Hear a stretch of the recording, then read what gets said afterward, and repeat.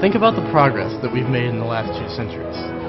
Once, we were a country for elites, for aristocrats, but now we're a true beacon for democracy, with a broader and more inclusive conceptualization of citizenry. Our prevailing emphasis of equality among the people of America when drafting the Constitution has truly come to light for everyone. The real success of this country is not that we started as a great nation, but more that we instilled a system for change that would enable us to become a great nation.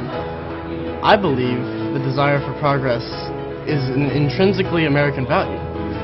Over the last 200 years, we've stumbled through a lot of messes, but still, we continue to conquer the problems that surface, and all while perpetually upholding the Constitution.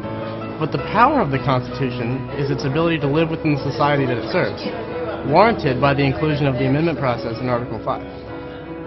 If there had not been an Article 5, there would not have been a Constitution, because many of the leading citizens, foremost among them Thomas Jefferson, would not have supported the Constitution without Article 5. But I know also that laws and institutions must go hand in hand with the progress of the human mind. As that becomes more developed, more enlightened, as new discoveries are made, new truths disclosed, manners and opinions change with the change of circumstances. Institutions must advance also and keep pace with the times. Let us provide in our Constitution for its revision at stated periods. What these periods should be, nature itself indicates. There should be an opportunity for doing this every 19 or 20 years, and that should be provided in the Constitution. He mentioned 19 or 20 years because he felt that was a generation, a new generation. The genius of Madison and the rest of the framers was not explicitly written within the words of the Constitution, but rather in the humility embedded in Article 5, as they knew that no document they could write would solve the problems that would later surface. After experiencing the failure of the Articles of Confederation, they knew that no system could be perfect. But the real genius of the framers was that despite the collective intellect within that room, they acknowledged their own inherent imperfections and built in a system for change that would enable the evolution of a country that they created. The amendment process is a very arduous, very complicated constitutional process. We only have 27 amendments. If you consider the fact that 21st undid the 18th, we only have 25 amendments.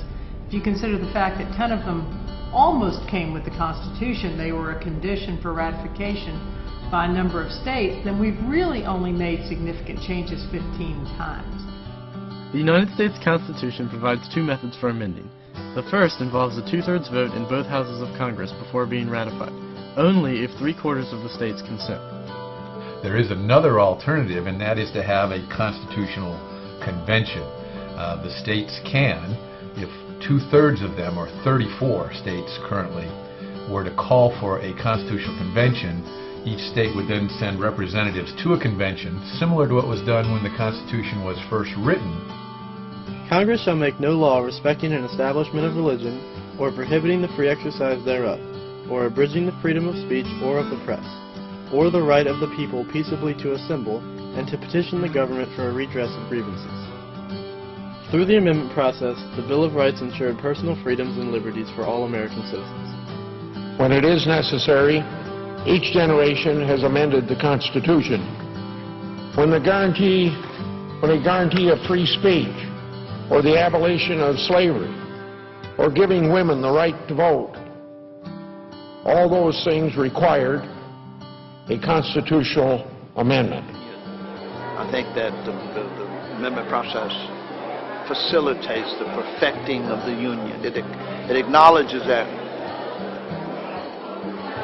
we're not likely to have gotten everything right.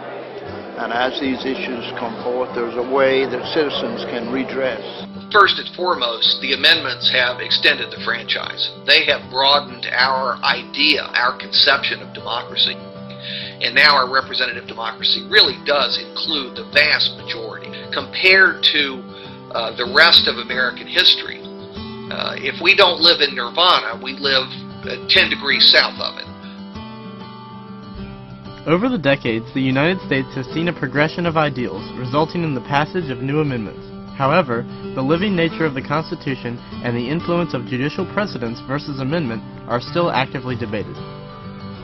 The living Constitution is an idea that is controversial. It's the idea that the Constitution, as it was drafted in 1787 and has been amended a few times since then, that Constitution has to evolve. Many would say, and I would be amongst them, that the evolution of our federal government has gone well beyond what our Constitution had originally intended, and that the correct way to change the federal government, if you want to see it do things that are not in the Constitution, is to amend the Constitution. The founders understood this. They knew what they didn't know. They knew that as time went on, we would discover pieces of the Constitution that probably should have been written, but which were not because they didn't think of it. The amendment process has only just begun with the contributions that it's capable of achieving. As we move into the future, Article 5 will continue to allow us to move towards the unimaginable milestones that can be reached.